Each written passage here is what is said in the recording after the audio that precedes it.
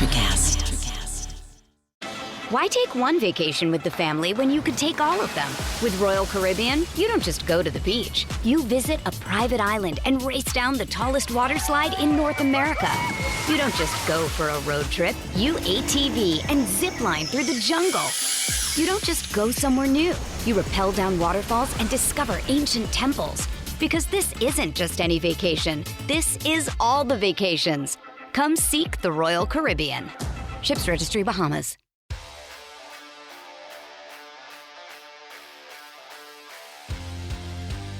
Welcome to the next edition of Missing the Point. Wow, you sound so chipper.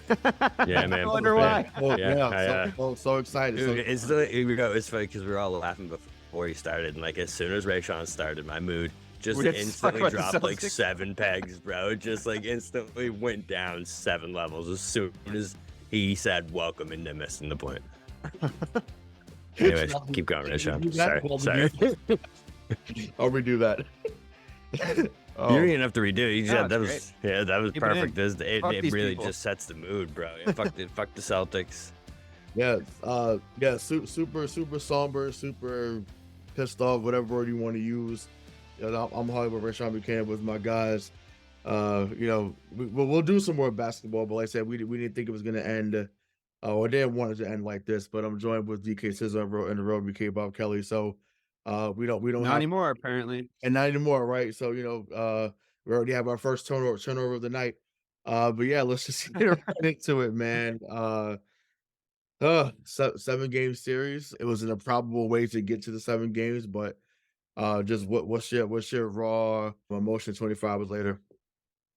They keep finding new and interesting ways to hurt my fucking feelings. Like I sort of processed after game 3 that we were not going to win the series. And at that point, I was sort of hoping for a clean break, for like a sweep, because that would guarantee that like Joe Mazzulla would get fired and we would reshuffle the core maybe. And like, it would have been such a catastrophe that we would have had to make changes and not keep trying the same thing over and over again, expecting different results. I think they then fought back, and I still retained that attitude up until we forced a game 7. Last time we were on the show, I predicted that we would lose game 6. We played like shit, I think, in game 6 for large stretches.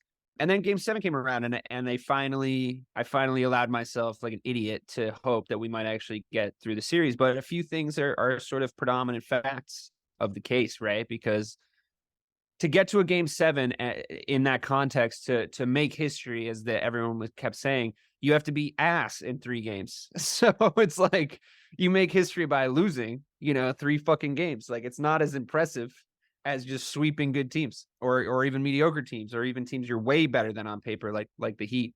I think I knew right away in the game yesterday. I think I was pretty sure almost immediately when the way they started. We've said that a lot about the Celtics team, in the first like 2 minutes, what they're going to look like when they come in. I think that I was encouraged before tip-off by the Garden. I mean, you were there. You could see that their asses were in seats well before even the warm-ups. They just had 45 minutes before it. Yeah, the crowd was up for it. The fans were up for it. It's obviously a tough place to go for opposing teams, like notoriously. But we're ass at home. This team's ass at home, because I don't know if they know how to harness that particular kind of Boston energy. But listen, as far as the raw emotions after 24 hours, like, you sent me a screenshot of a tweet today by some fucking jamoke talking about like, no, dude, I'm not trying to fucking be a dick. I'm not trying to sit here and say like, this team's ass, we're not going to win anything. I'm sad about it, but I'm also not going to lie to myself to be disappointed more about it later. So there is some salve in the fact that I knew that they sucked. Like, I knew that they weren't made of anything. I knew that they were bullshit. To quote the Succession finale on Sunday, they're bullshit. I'm bullshit. We're all bullshit. That was a good cultural reference drop right there, bro. Yeah. I'm deep in the zeitgeist home slice. That was so solid. But listen, that was a salve. It helped me. It really did. Like, I think I would have been crushed, really, really, really crushed, if I had the same sort of blind optimism I had last year. And I didn't. I feel like it was kind of impossible to have that optimism, which is, you would have been really lying to yourself. Yeah, I was kind of surprised that you guys had any kind of optimism going into that game 7, because I did. It just felt. Well, I'm talking about Rayshawn and Mike, which is funny because it was like literally the exact opposite roles as last year. But like, just the way that they've carried themselves, their demeanors, their body language, like he just said, it's just bullshit. Every time you look at them, it looks like they're not being themselves, and it looks like it's just they're going through the motions, man. So go back what you said about the Garden. I feel like it is a tough place for other people to play. I also think it's a tough place to play when you're underperforming your expectations and the crowd has so much hype and expectation. That place gets quieter than I've ever heard a group of 30,000 people be. It's unbelievable how quiet and like how pissed off those fans get after like 2 bad quarters of basketball. I mean, they were getting booed after what? It was 12 minutes, maybe. But like this team has such a knack for letting you know exactly what you're in for the rest of the night. Like, they did not one time over the course of this entire season, really, honestly. Like, even as much as we had a decent to pretty good regular season, I mean, we were the 2 seed. And I was a little bit in denial about their flaws in the regular season, but they never really fixed anything mid-game, right? Like, they never really like had a game where they were like, okay, we're coming out of halftime and we're going to look completely different because we're locked in and we've recognized the issues that are happening. Like, we're going to do this, and we're going to come out locked in. They never did that. If you think about it, if you know this team, you've been watching this team, and you probably do if you're paying money to go see a playoff game in the Garden, right? Then you've seen it. You've seen this fucking movie before. So it's obviously going to get quiet. I got quiet. You know, I had friends over watching the game. I got fucking quiet because I knew after 3 minutes of play in the first quarter that we were fucked, that we weren't going to win. I knew for sure. I mean, I hoped that I was wrong, but right. No, of course.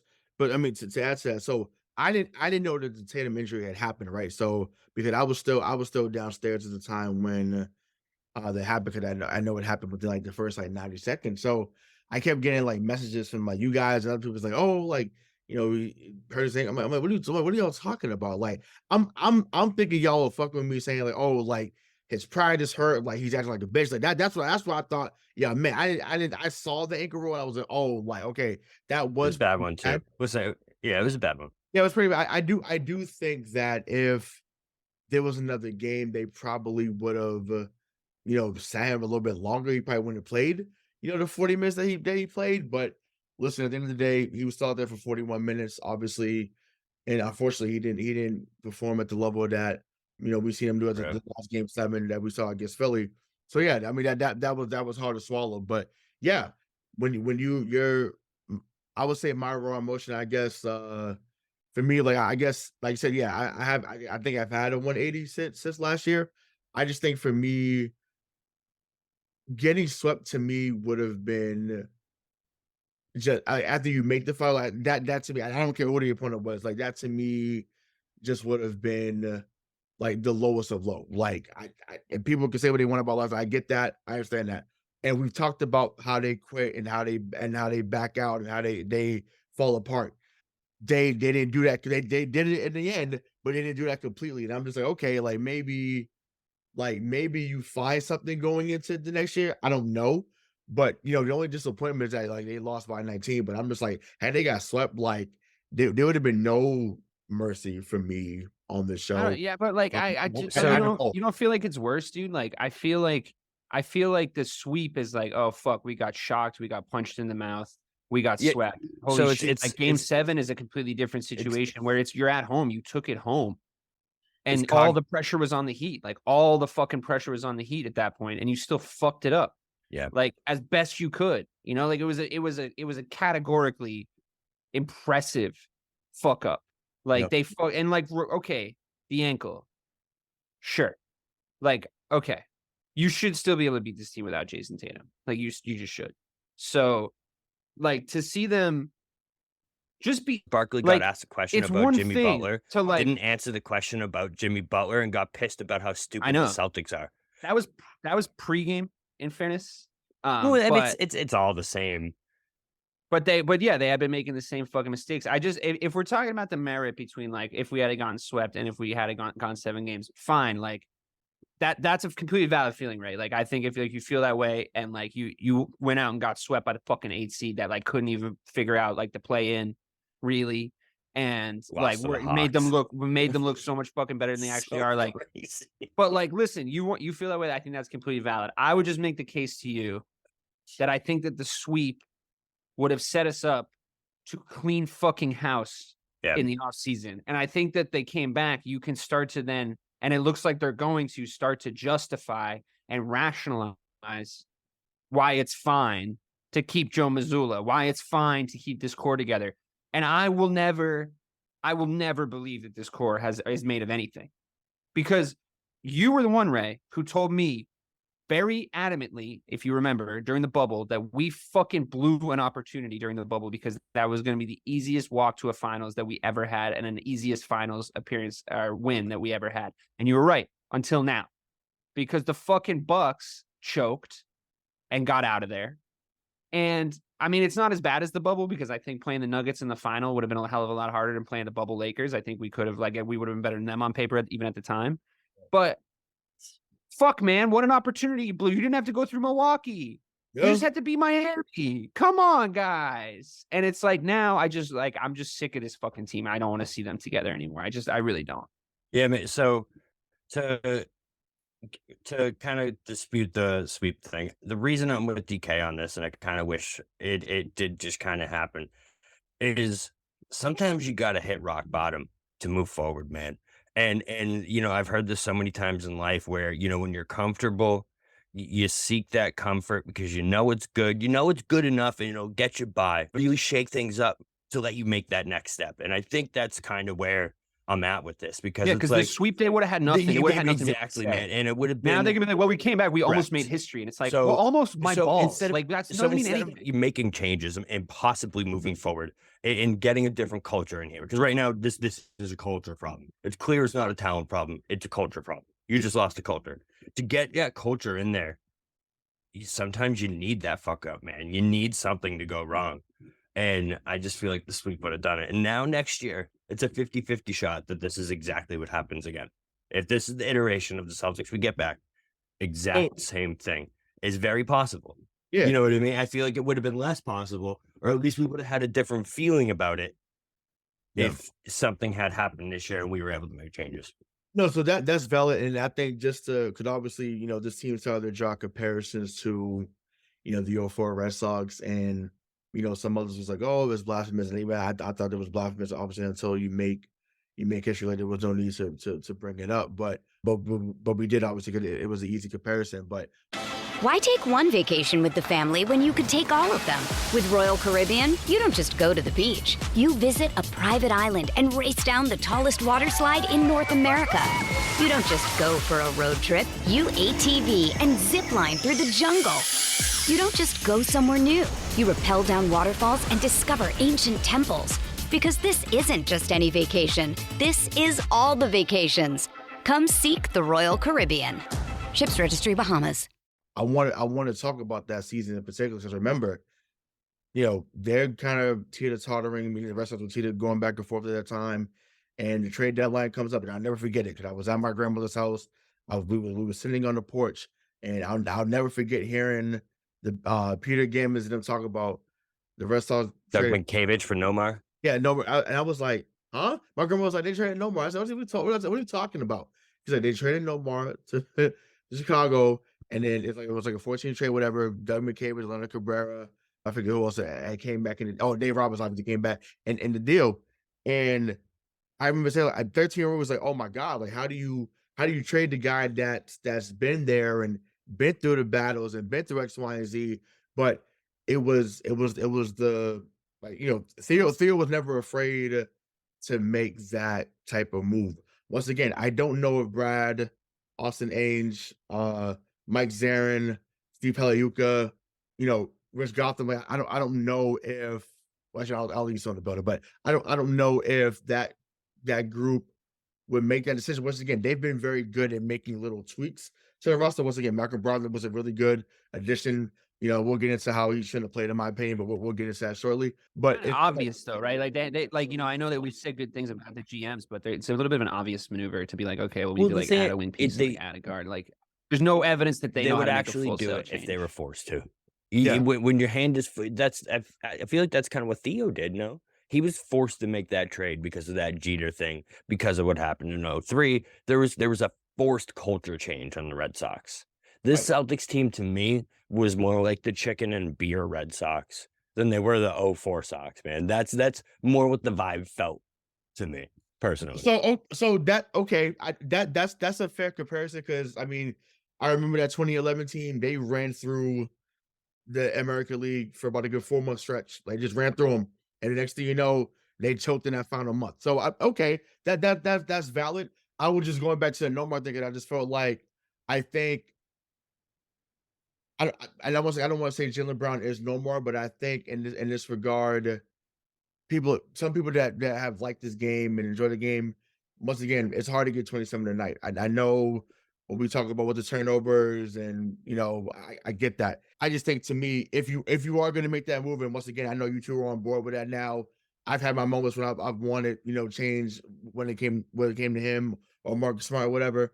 I just know if you're going to make that type of deal, it better be it better be that type of deal, because if not, you're gonna be looked at crazy for the next 10 years.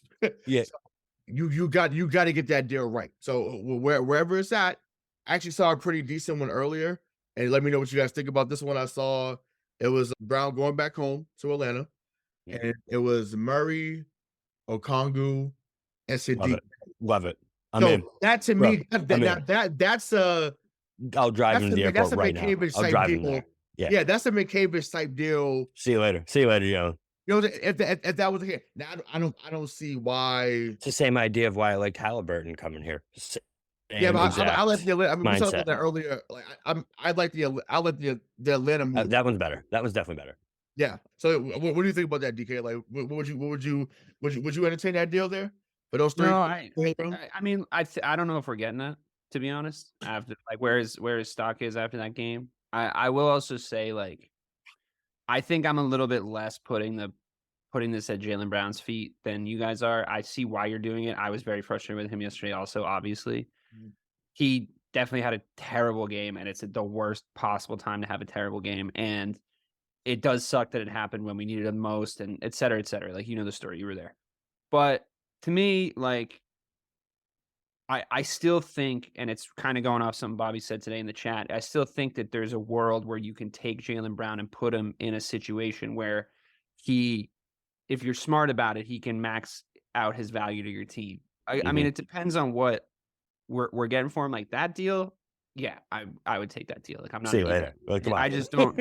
I don't know if we're getting that. Like, I don't know if that's a. I feel like it'd be more realistic without Bay, but that's maybe. But like, regardless, I don't want to scapegoat one individual player, because it's not as if we were doing great and we had this great game plan that we went in every day, every game win. And then Jaylen Brown turned around and was like, fuck that. I'm abandoning this great working system that like we've done all the time, because fuck you, I'm Jaylen Brown, and like fucked everything up. Like, you consistently left the players in a situation to figure it out for themselves. And the game plan was constantly like, oh, it's not working for you to just jack up threes. I'll just Jaylen Brown. Like, I know it's 24 hours out. It's like, it's fresh. Those turnovers happen because he was like trying to get inside. You know what I mean? Like, okay, I don't know why he decided that he was the guy to like go to his fucking left hand all of a sudden when that thing has failed him. Like, his entire life, his entire basketball I have no idea. Career. He was like, my left hand. Today's the day. But okay, but at least he was, he turned the ball over a shitload of times. He was on the ball. He was trying to do shit. It's not as if, to me, it's far more egregious to watch Jason Tatum disappear. I'm not even talking about game 7. I know his ankle hurt. And I know his little ankly yank hurt, but it's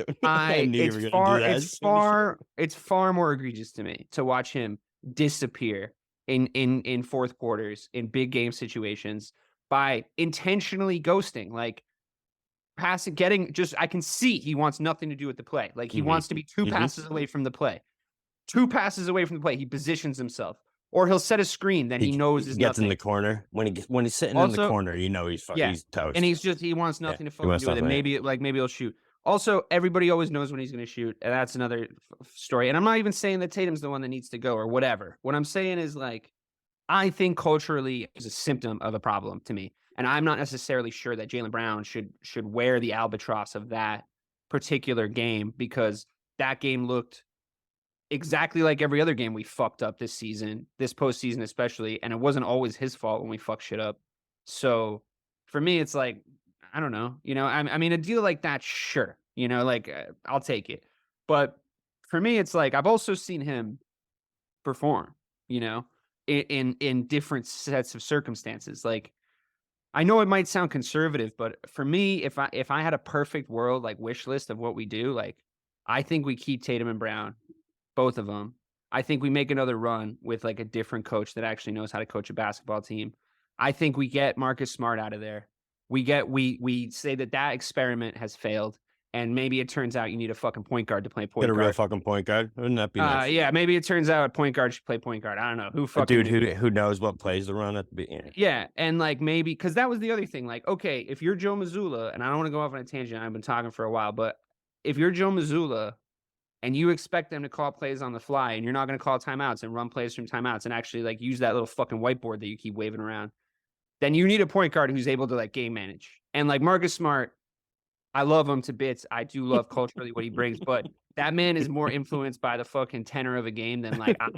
And I'm a fan, and, like, he will just get influenced. He'll rush his shot. You can see the spikes of adrenaline in his brain. Yeah, and it trickles out, and he cares, and I get it. But maybe a real point guard in that position, like, the fact that Gabe Vincent's out there just cooking us, and I'm like, man, I wish we had a fucking guard that was shooting like that right now.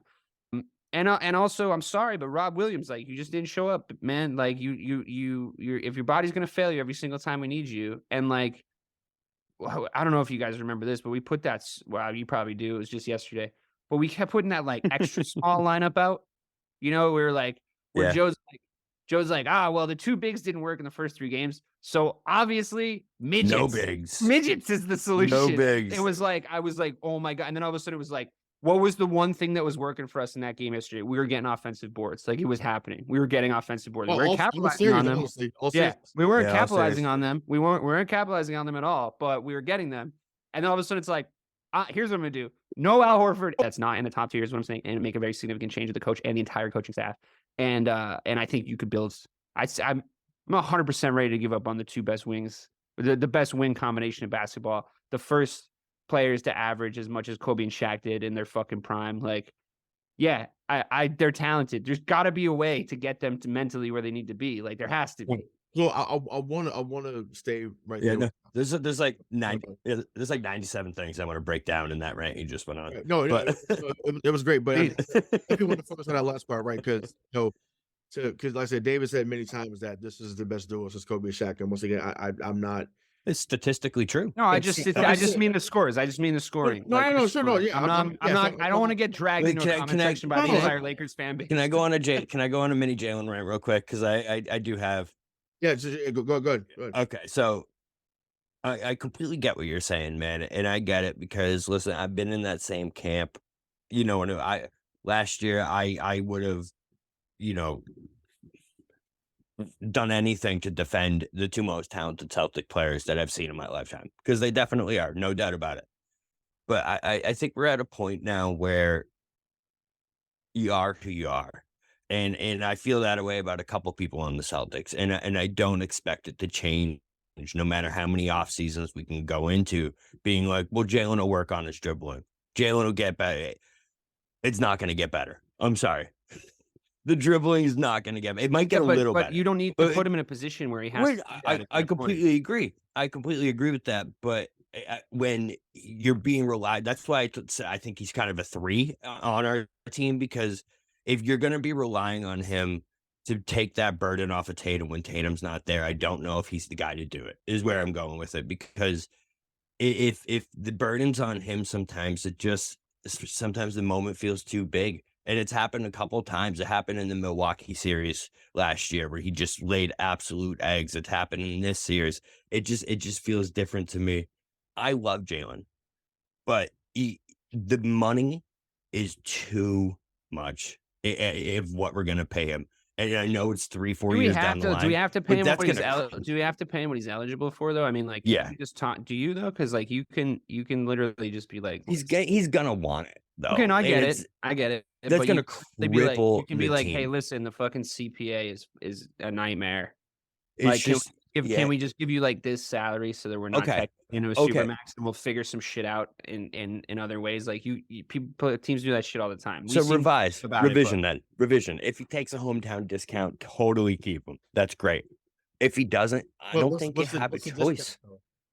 Yeah, I don't know. Just don't be in the supermax territory so we can actually sign some other So we can get like some bench, but yeah, agreed. If that's a route you can go, 100%. But if it's not, I really don't know if you have a choice because it's gonna be tough to keep them both under the rules and what's happening. Yeah, and they haven't done enough to prove me, that like that risk is enough. I get that. Yeah, and obviously to me, Jaylen's the guy to go because no matter how many times you bid, he has the heart, he has the yeah, but he can't carry a team. That guy does not have the skill set to carry a basketball team. 100 times out of 100. I love Jaylen Brown and his athleticness, but like that comparison I made last year. I believe it's called athleticism, Bobby, but what did I say? Athleticness. But that comparison I said last year of Jeff Green, it looks more true than when I said it last year. He's still better. Been saying that since we drafted him. But he's still better than Jeff Green. But his Jeff Green's still playing. Jeff Green's in the finals. It's so true. That's so fucking crazy. But I don't know. I just don't. I don't see him becoming a knockdown shooter. I don't see these things. That's really what the Celtics need as that second guy. They need someone that when you pass it out, he's draining that three. They need a big man who's going to give them that consistent 30 minutes a game. And right now, they have two big holes of guys that we're trying to count on every single offseason to turn into these dudes that fit that scheme, that fit what we're looking for.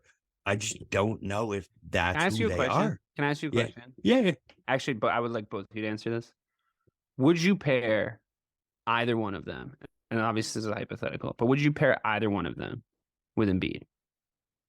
Tatum and Embiid sounds like the best possible scenario I could think of. I would. So you're love not. So you're not like 100% focused on like the mentality thing then. No. I just think his skill set's not worth the money that what you're gonna have to pay him. Yeah. If he's gonna be a top 10 player in the NBA, he needs to have the skill set of a top 10 player in the NBA. To me, I just think that one of them, probably Tatum, because he definitely like is more talented. Like one of them needs someone who isn't like we've seen what it is to play Tatum off another wing guy, and we've seen what it is. That's all well and good. But I think we need somebody that can facilitate to take the responsibility off both of them, because the one thing that happens consistently with them is like, it's like, okay, now I want Tatum to take the ball off the court. Like, fuck everybody else now, because like you guys are fucking up. Like now I want Tatum to take the ball off the court and like actually do something, but he won't. It's not really in his game like that, right? If we had like I am the Celtics fan saying this, but if we had like a Rajon Rondo type player, that could like just run. Like I'm so upset how little we were able to run plays, like we just were able to just design nothing. Like we saw nothing. Like even the game winner in game 6 was a terrible play out of the fucking side out. Worst. It was awful. It was what was the plan? All right, Marcus, you're gonna get it, and you're gonna spin around really fast and take a blind turnaround jump shot. He said to get a shot off. Okay, so Tatum doesn't get open. That's on him. Whatever. Like that's cool. You need a backup fucking plan, dude.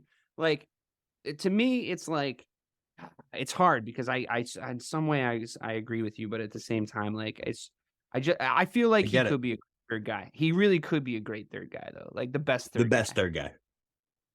But I do think he might be in that in-between tier. Mm-hmm. And I think that's the tough part. I do agree with you there. But and the money is practically, the thing. But I also do think that, like, a lot of the supporting cast are the problem.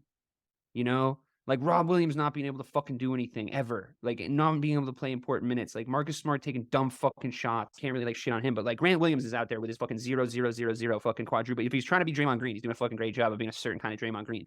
And, like, getting involved and wearing his stupid clown red shoes and, like, it's like this is the guy you're gonna put next to him. Like, at least fucking Embiid had PJ Tucker being like, "Yo, let's fucking go, dude."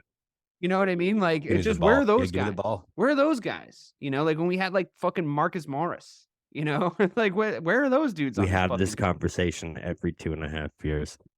I know. But that last part there, we were saying about who we're depending on, like to me, that ties back to Rick Grossbeck, right? Like I feel like there's only been maybe 2 or 3 years where you thought like, okay, like they're gonna sign whoever they need to sign to bring to the team. So obviously the year they get KG, you sign Posey, you bring over Eddie House, you bring you drafting Leon Poe and Big Baby Yeah, Dave. and those guys are so important to our championship run. Right, You know? exactly. So, but it's just like I feel like we haven't had that. Well, once again, I thought they got back to that last year with getting someone like Brogdon. I feel like he can be a contributor. Like I said, if they end up getting back to the finals before his time in Boston is up. But yeah, I mean, I don't know. I just to me, I don't know. I just go back to like you got to get that type of deal right. And once again, that it's easy to slander right now, and it's warranted. So let me not act like it's not warranted because it is. You got to get that deal right. Like it cannot be something You where have to. Yeah. You have to. You're right. fucking like you couldn't train him for. I'm trying to think of a player like I You just can't Tyler Sagan it. You can't do yeah, Tyler exactly. Sagan. Yeah, you can't do that. I'm sorry. Like I get it. I get it. You get sent back, and then you're still now but next year we're having a different conversation saying, well, damn, well, how do you have what you have at the wing position, and then you gave him up for a bag of chips and a hot dog? Like that can't happen. I'm sorry. Like as So bad as we are, and I'm just about like it I can't wouldn't worry so much about not that. happen. I honestly wouldn't worry. I wouldn't worry so much about that, to be 100% honest with you, because I think that Jaylen, if he gets traded, he immediately goes into Dame Lillard land. Like I think he goes, that's what he needs, and though. he's I like the think that's best, but he's never gonna win a fucking championship. But We're not gonna that- be watching him raise a fucking banner as the best player on a Well, championship. I don't team. care That's about not that. gonna I If- care about the if- return. Like what's going to happen here? I don't care yeah, about but if I want whatever we get in return. Are No, you? but nobody's gonna say what you think. Nobody's gonna say what you just said to us if he's like not, like if he's not doing shit somewhere else either. You know what I mean? he's got to go to a lottery team. That's where he's got to go. He's gonna go sell tickets somewhere and be the guy somewhere and get reps. Someone who can be a 2 or can be a 1 is to go somewhere and be able to handle the ball all the time. Actually, be able to do those things and get used to it. Because right now he's not going to do that here. We need him to be a spot-up shooter. We need him to take over the games when he has to, and he can't turn it on like that. No, but He just you know who can't. would get the best out of him though? The team we just played. Udoka? No, the team we just Yeah. he'd be fucking phenomenal in Miami. Phenomenal. Yeah. Phenomenal. And then Okay, so we were fucking hated. We'd be on here saying culture. I can't believe Culture, bro. I can't believe that he turned out. Yeah. Oh my God. That would be the worst nightmare, honestly, for him to go down there, Listen, sign a max down there, and just go fucking bananas down there. Because that's exactly what would happen.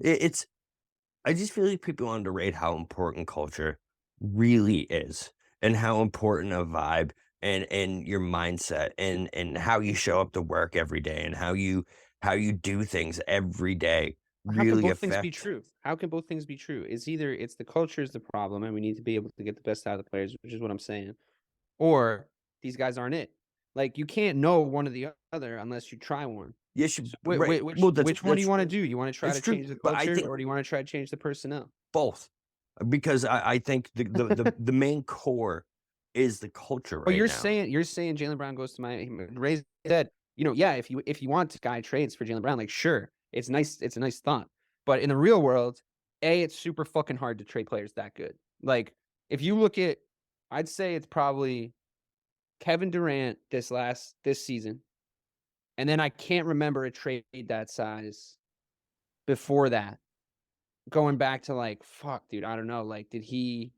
Harden probably, right? Okay, sure, Harden, maybe the Harden trade, but like he wasn't even really James Harden yet when he went to Houston. Like No, trading the Brooklyn players, one. trading players of this size. So first of all, we're all agreed that you have to trade him, right? Like you can't let him walk when the deal expires or some stupid shit. You have like to that. trade.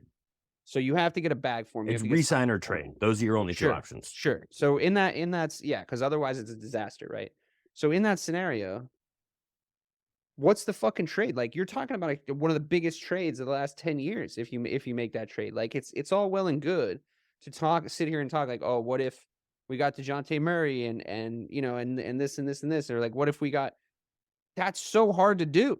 You know, like the only way that happens is if first he has to re-sign, then he has to get unhappy and really force his way out, right? Because if the Celtics start to trade him, then it immediately, if they make it known he's on the market, first of all, that has repercussions. If they make that's him been known like he's the on, last couple of years, so that's we're past that. well, it's and that was fucking stupid. That was really dumb. Like that was not. I think smart that to do affected. that. I think that affected everything. It's KD, So baby. there's that.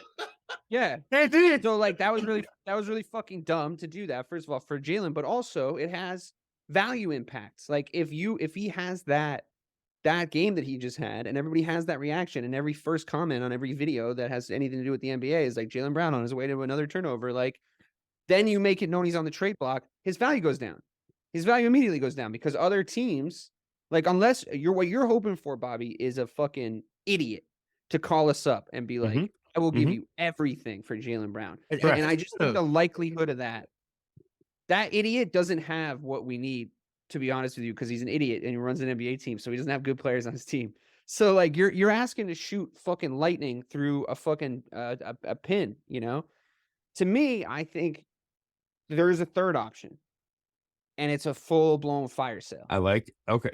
It's a full-blown fire sale. Like I tweeted last night. Trade Tatum for Wemby. Trade Tatum for Wemby. Trade fucking everybody is what I'm saying. Because like, and it's like Bro, a pack. you want to trade Tatum? How about this? I would. Tatum and Brown for Wemby. For Wemby, I would do it tomorrow. I would do it right now. I would get them Oh Uber my XL to the God. airport. I don't feel like driving to LAX right now. We'll just change and then we'll hire Pop. We'll be like Pop. I tweeted out last night. The only thing you need to find a needle in a haystack. If in this situation, the needle in the haystack is what the problem is with Celtics culture, and the only thing you need to find a needle in a haystack is a fucking lighter.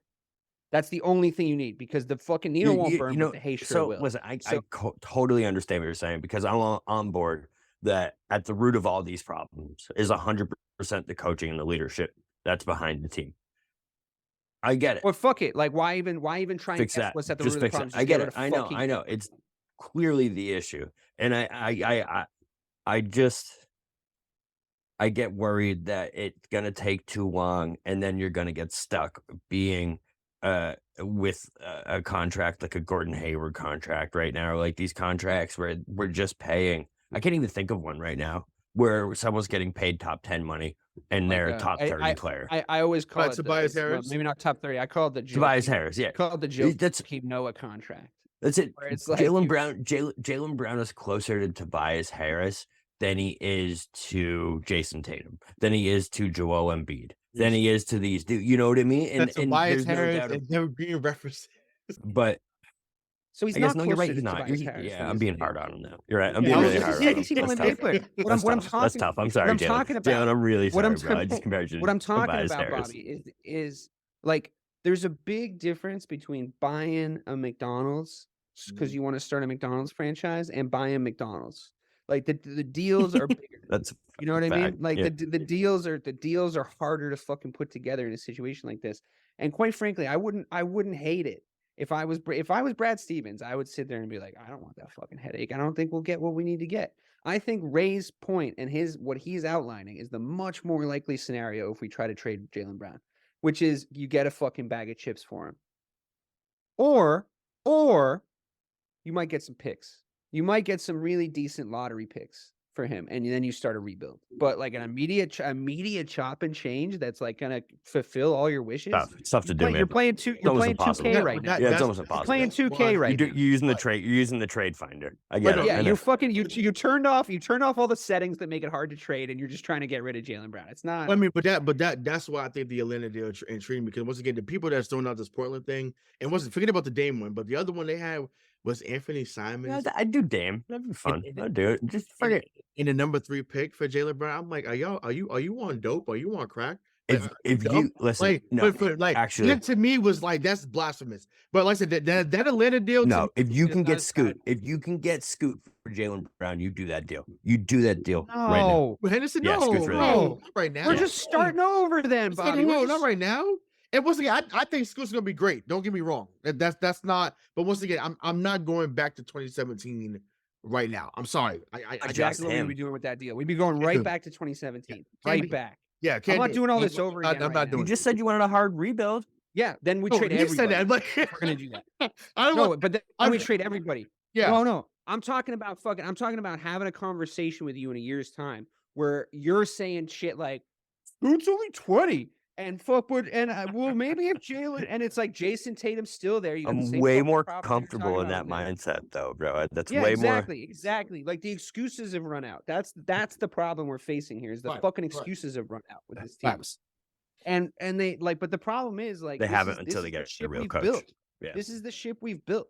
So what you can do is you can turn Marcus Smart into something else. You can turn Rob Williams, who's got a very tradable contract, into something else. You can turn Peyton Pritchard and a little package into something else. You know, the idea, you can turn the fucking head coach into someone else really, really, really, really fast. I feel like Monty Williams is we- sitting can at we- home yeah, right now. I feel like that's the Can we get to number that, though? one.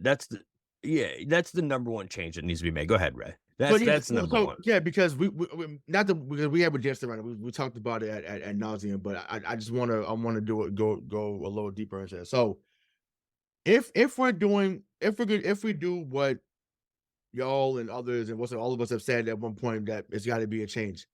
This would be the fourth head. I'm saying keep him. Yeah, this will be Not Jaylen. He's talking about- yeah. this will be the Okay, fourth got head. it. Sorry.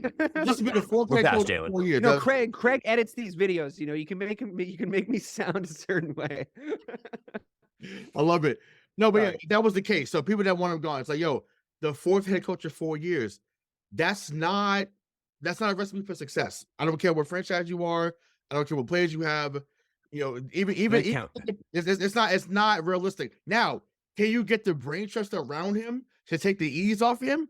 That's how you get him back into the game and Do you really want to see Joe fucking But Mazzulla as the the head coach next see, year? Is that what you're the- saying? there's But no the way they caveat to fire that, him. though, is There's it's no not way. for it's There's no way. it's not 4 coaches in 4 years though. It's not, because you forced one of them out. One of them was the coach of the year in the NBA. Yes. One of them was the best coach. So, And yes. I get Yes. why. I get why it happened. I do. But it's very clear that the coaching drop off is significant from that to this. And I argue that if that doesn't happen, the second year culture change Sure, is but it's astronomical also, the other way. There's more context to it. That's what I'm saying. I think we spoke with I more. know. We spoke with more emotion. I feel like then, and I'm both hands because I'm guilty as anybody else.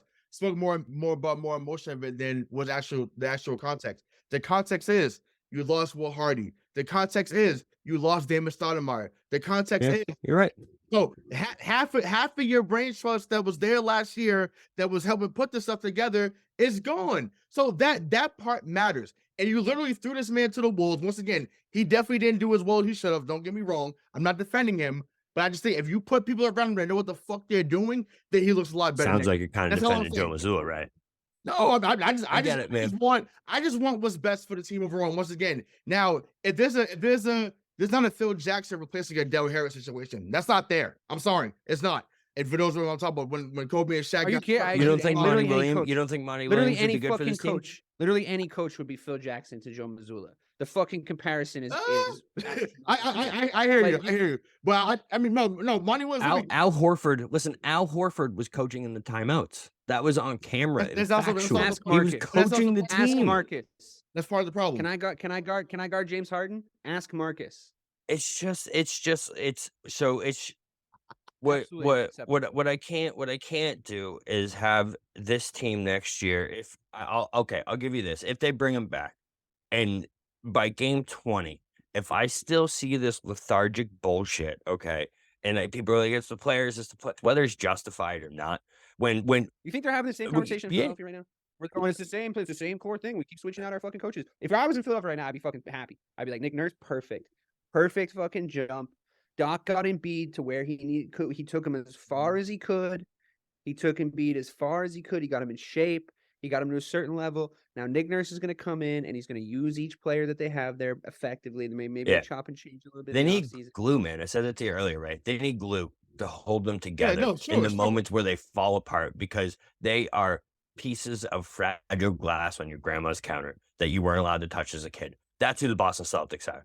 Yeah. All right. And they need a coach over their shoulders at all times. Like, hey, don't touch that. Hey, don't do that. Don't do that. And right now, Joe Mazzulla is not that. He's the one that's like, well, they'll learn, they'll be all.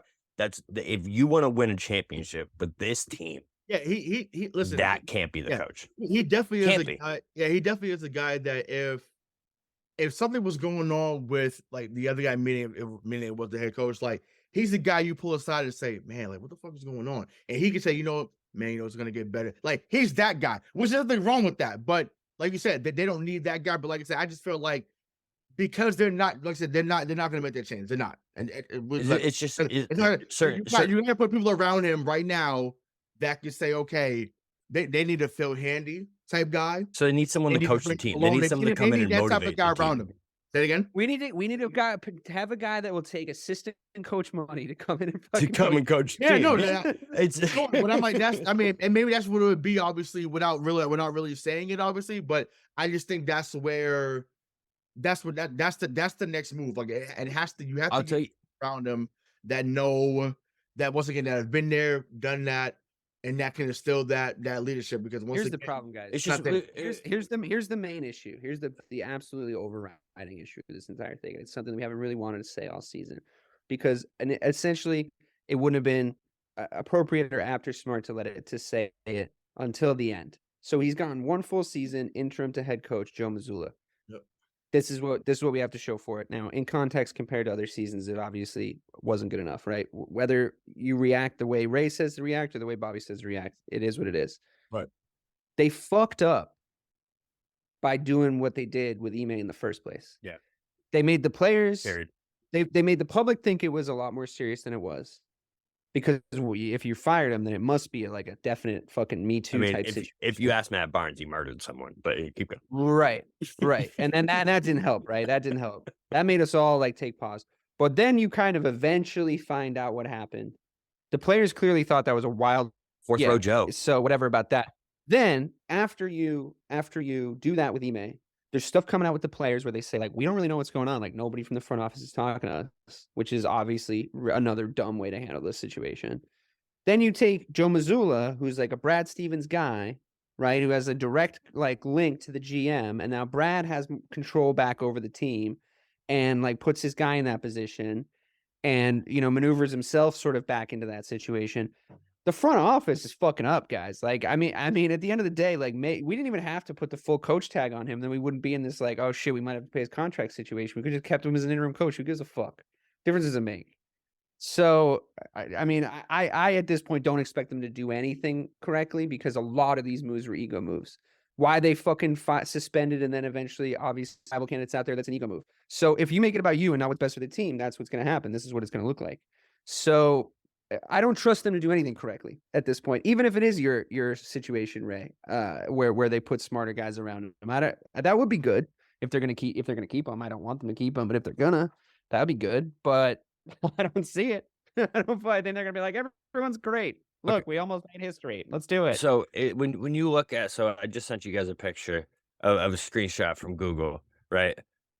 You look at the dates when he gave these interviews. This is mid-season that Jason Tatum is coming out. I'm granted, yes, to quote. It was the All-Star break. Quotes put in his mouth. I get. Emi Udoka was my most favorite coach in the middle of a season after your team just let him go. Just let him go. You know what I mean? And in mid-season, he's coming out making these remarks. It's just, it's so clear that when you have a certain group of guys, like I've been a supervisor, I've been in a leadership position, and you need to read your team. You need to know what leadership style is going to work for your team. Yeah, some people need to get yelled at. Some people need an arm around them. It's just depends on who needs what. Yeah. It's sometimes it is the best strategy to let people figure it out because they will. A team with a tendency to three things: A, shit themselves when the pressure's on; B, not show 100% effort; and C, just not show up at all. Sometimes you gotta crack the fucking whip. I mean, I think perfect example of what's wrong with Joe Mazzulla as the coach of this team was after that just horrendous performance in Game 3. He blamed himself and said he didn't get them ready. If that was Udoka, man, he would have been ripping into every single player on that team. And it would have been warranted, and it would have worked, and it would have been awesome. but I know we rattled off 3 wins after, so I guess it kinda worked anyways, but you know what I'm saying? It's just it's a certain style for certain people, and I just don't think Joe Mazzulla is that style. So if it I is mean, your it's just the shit that comes out of his mouth to me. I I mean, it's like if it is your idea you're not coaching the team. yeah, if it is your idea, they need to get someone who Yeah, is yeah. the guy that cracks the whip behind the No, but scenes, and it's that's fine. that's the classic case of intent versus impact. His intention was right after saying what he said after game, Exactly. but the impact Exactly. wasn't where Lots of it good needed. ideas. Yeah. So that's so cool. Yeah, but I mean, listen, I just think to me, and to speak on this before I get into the next thing I want to get into, I think that uh I think Ime reminded Tatum a lot of Coach K a lot. Because Tatum told a story about when Tatum was at Duke, and I think Tatum had a really bad first half, and Coach K just said, "Oh, soft ass kid for St. Louis, and you ain't about shit." And Tatum had like 30 in the second half. It's the kind of dude Tatum Like, needs, so bro. that so he clearly is someone that it's like, oh, I can't do X, Y, and Z. That's why I think ironically, I think if Phil Jackson was maybe about 10 or 15 years younger, I think he would have been great for this team because I felt like he would have gotten into the mental of Tatum, he would have gotten into the mental of Jaylen Brown. They would have meditated, they would do whatever they need to do. And when it came to it, they would have been, world champions probably a few times over. But yeah, I think that they need that. They need that more than ever. I think And he needs that. When he's yeah, led by a dog, he turns into a dog. yeah, When he's led by a cat, he's a fucking little pussy. yeah, pretty much. So, but I mean, yeah, I mean, but I don't know. Once again, who the combination is. I mean, once again, I don't see why he would leave Philly. Well, I guess he would leave Philly at this moment now that Doc's gone. I would love to get Sam Cassell. I've been saying this for a while. Great. Again, I said that too. in here. Once again, That's the 36. kind of him guy up. we need, man. Sign him up. That's the So, same line. Listen, we went through all this with Brad, where I just don't know why the mindset changed, where it was so important that the Celtics got a guy they could relate to. They got a former player. They got a dude that yeah, that Walton was McCartney, theirs, over right? Turner. And then within 1 year, you're hiring a dude that they don't even know or like had any opinion on, and you ripped away the guy that they love, and you just expect it to be okay. And it's like you can't take a leader like that away and replace it with bullshit and expect nothing to change. It's No. impossible. It's literally impossible. Yep. Agreed. So they had the 35th pick in the draft, thanks to San Antonio, winning a few games in the year and solidifying their number one pick. So we don't have to give a player because once again, I haven't done any personally, I haven't done any dives into who could be there at 35. But DK, I'll start with you. Do you want to see them draft a player at that position, or at that point, or would you rather them use that in a potential deal over the summer? Yeah, I would definitely package it, to be honest with you. Like, what are the chances you're gonna find another Malcolm Brogdon, 30 plus picks where you get a guy and then he comes in and he's the rookie of the year, whatever. It's I hope like it's just not what we're doing right now. Thank fuck It's a God. tough spot. I don't think that there's like no way out of this. Like I don't think that there's I think that like if there's 10 doors that the Celtics can walk through, like going into this offseason and with the pieces that we have, I think 9 of them lead to this title window shutting forever. I think one of them, if you make all the right choices, including what we do with that 35th pick, then you can get something going. We're in Doctor Strange territory here. Yeah. There's one outcome. Oh my God, man. that where spoilers. and Spoiler alert. It's so crazy that that's where we are. That's where we are now It's because true though, isn't it? there was so many different timelines before where we led to a championship where it was almost a guarantee. It was almost a guarantee. Do you remember? I'll never forget. Udoka said a line where they were going to the finals, and he went, "Well, that's okay. We don't celebrate. We hang banners." Bro, I heard that, and I was like, "We're winning fucking 10 championships, bro. Hang them all. We're winning them all." And here we are a year later, and we have one path. You remember when we played Life, bro. Washington? You That's remember life. when we played Washington in the IT era Mhm. and we lost that game 6 and John Wall jumped up on the scorers table Yep. and he was like, celebrating. I was like, that was Yeah. right when I knew. I said we didn't have a podcast yet, but had we had a podcast, I would have said on the podcast, I knew we were winning the next fucking game. Because if you jump up on the fucking scorer's table and you celebrate like that after winning a game 6, when you haven't even fucking put the fucking series away, and it's not even a final series, you are a fucking loser, right? Yeah, he told And I he just told that, a like, good story about that too. bro, really, I didn't hear it. Yeah, But no, I think go ahead. I think that I don't know if I necessarily see that in these players. I think that there is, to me, this team, I know we're 24 hours out and like emotions are raw, but to me, this is a team. And everything you're saying, Bobby, I think reinforces this. This is a team of guys that want to be led. They want to be, need they to be want led, to have the, yes. they want to have the right mentality. They want to be winners. They want to say the right shit. They want to do the right shit, but they need someone to galvanize them in the right direction. And unfortunately, what was People are very soft, evident man. to me, People are just soft in general. You know, like like, you know, you get what you give to people, you know, Yeah, like my dad made a fucking career of being put into situations where nobody wanted to do anything and he motivated them. Like that was like his management, like fucking gift, right? There's a way to put somebody at the top and find out things about people that you might not have seen from them before. And the thing is, we've seen it from these guys before. Like, we we've literally seen that's them something we be, literally saw it work for an entire season and then and I just just think changed it's like, everything. if you're gonna turn around and say like, all right, let's get Joe in a room and like figure out what we're gonna do with this 35th pick. It's like you are just not the bold and decisive person that needs to be in charge to lead the most historic franchise in the NBA to their fucking 18th banner. You're just not that guy because we need a man of action. You know, we need a man of action in this situation. And quite honestly, heads need to roll right now. And I wanted to answer your question better, Ray. I'm sorry, but if we're worried about what we're doing about the fucking 35, like this is fucking insane. I don't give a shit. Light the 35 pick on fire. Light it on fire in front of the fucking Atlanta Hawks training facility. Be like, we're not gonna pick anybody. We're gonna figure out what the fuck we have over here. People need to get slapped around in that fucking place. The first fucking thing I do, the very first thing I do, is not let them go anywhere. I'd be like, we got practice tomorrow, just so you guys know. Just so you guys know, we got practice tomorrow. You'd Gordon Bombay him. You'd go no, Yeah, and you're all under a contract. Again. So you better fucking show up, or you're Send gonna him. get fined every single day that you're not there for the entire fucking summer. And guess what we're doing in practice? We're not talking to each other. We're taking fucking free throws. We're just taking free throws for the whole fucking day. And I don't want to hear anyone speak to anybody else. I don't want to hear anybody say hello, hi, how are you?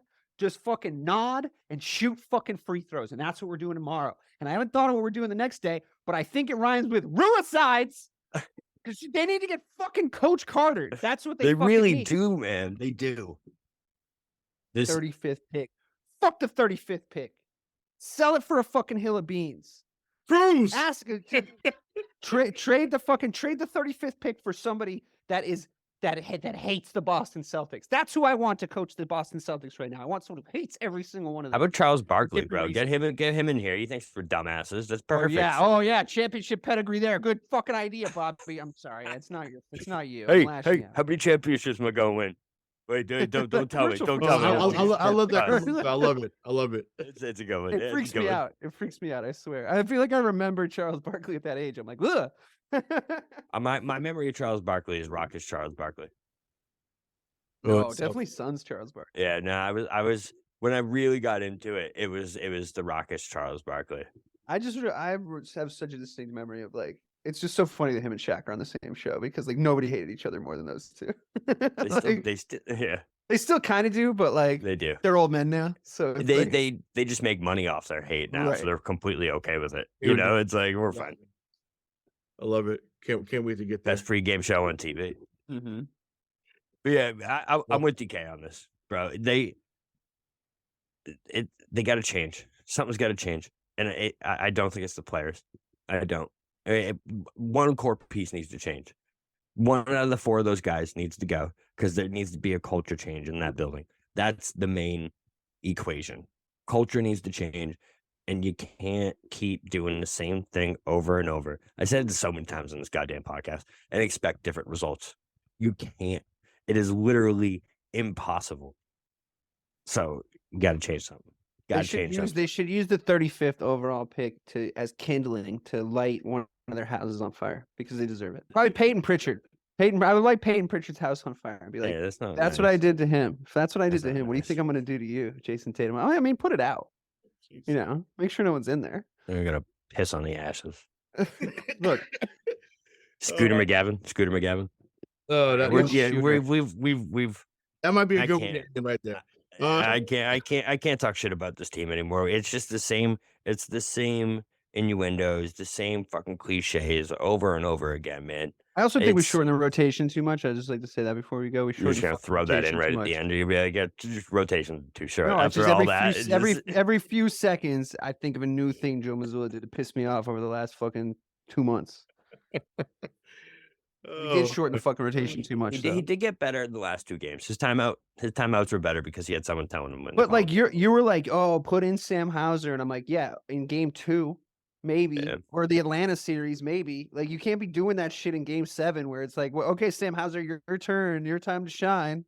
You know, it's like you need to just have a little bit of a more lengthy rotation. I would have liked to see Musala in there, like just a little bit of something. Where's Blake? My guy Blake didn't get any burn in the rest Where of was Blake, bro? All I'm saying is they could have missed shots too. They could have missed shot. Every single one of those guys you just mentioned could have missed Honestly, threes I feel in like those last 2 games as well. Remember last year when Blake came in and like hit a few threes against us, and that crowd was Yeah. like, oh no! Like, can you imagine how crazy that crowd would have went if he had a couple threes in a row? Because the crowd loved Blake Griffin. So I just think that's wild to me that we never even got that moment to even happen during the playoffs. But it is what it is. I'd bring him back. And then he was the most tired human being I've ever seen in my life. I felt I nearly, phones are really expensive to replace now, and I nearly threw my fucking phone at the wall. When I forget which one of you it was, but first thing this morning, I opened my fucking eyes, and you sent me some fucking article about how Robert Williams had a tummy ache, a literal fucking tummy ache. That was the report that came out today. Rob Williams had a fucking tummy ache. You're tum-tum hurt. He took us. Your tum-tum hurt? How do you let that even get out, bro? If I'm Rob Williams, I'd be like, yo, dude, that's a lie. My tum-tum did not hurt. He hurt. I don't know who was saying that, but obviously it's fine if I just had a sick tum-tum. I'm so sorry to all the Celtics fans that thought that they heard that. I know it's Game 7 of the Eastern Conference Finals, and I know I should have played more than 18 minutes a game, and I'm sorry for being such a massive pussy all the time. Anyway, I'm sorry. I don't want to talk about this anymore. I bet some of the cases. At least it's over. Well, At least it's over. Hey, This Bob bullshit Kelly. season. I'm all over Sean McGinnis, man. We'll see you next season. Peace.